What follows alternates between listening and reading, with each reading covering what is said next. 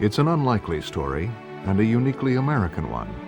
In the 1890s, in the pine barrens of North Carolina, a Yankee businessman who had made a fortune selling soda fountains created a place like no other. He hired the man who built New York's Central Park to build a New England village in the heart of the American South. He imported a maddening game from Scotland, just gaining popularity in the United States, and helped to make golf an integral part of the American social landscape. Over the next century, the place he created, Pinehurst, would become one of the nation's foremost resorts, a playground for celebrities, and for millions of golfers, hallowed ground.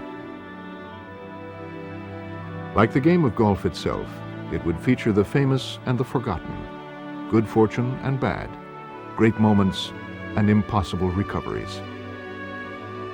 After more than 100 eventful years and millions of unforgettable rounds, the memories and the magic of Pinehurst live on.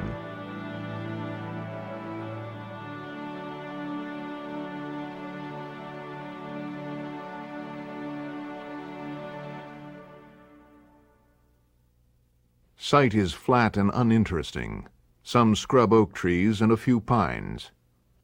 This was the report in 1895 to Frederick Law Olmsted, legendary landscape architect, from his men on site in the pine barrens of North Carolina. Olmsted, the designer of New York's Central Park, had an unusual client. James Walker Tufts, an eccentric and wealthy Bostonian, had made his fortune selling soda fountains. At age 60, he decided to build a health resort. He hired Olmsted to do the impossible, build him a New England village complete with winding roads, open pathways, and village green in the wasteland of the North Carolina pine forests.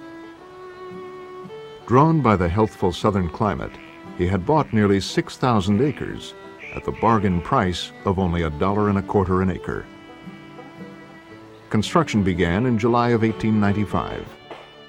Dear Mary, we are putting on lots of men to clear the town site, and it is getting to be a busy place. Next week, the carpenters and masons and the well drivers will all be at work. Olmsted's gentle curving roads wound their way around town, and planting began. Olmsted's men brought in 225,000 seedlings and shrubs to transform the flat, sandy landscape. James Tufts' unlikely dream had become a reality. On December 31st, 1895, 20 guests were registered to celebrate the New Year at the Holly Inn. According to an early advertisement, the Holly Inn offered electric lights, steam heat, telephones, a billiard room, a solarium, an orchestra, and meals daintily served by attractive waitresses from the north. Visitors to the center of this new town could see a general store and a rooming house, 2 apartment houses, 3 boarding houses, 14 cottages, and a 43-room hotel.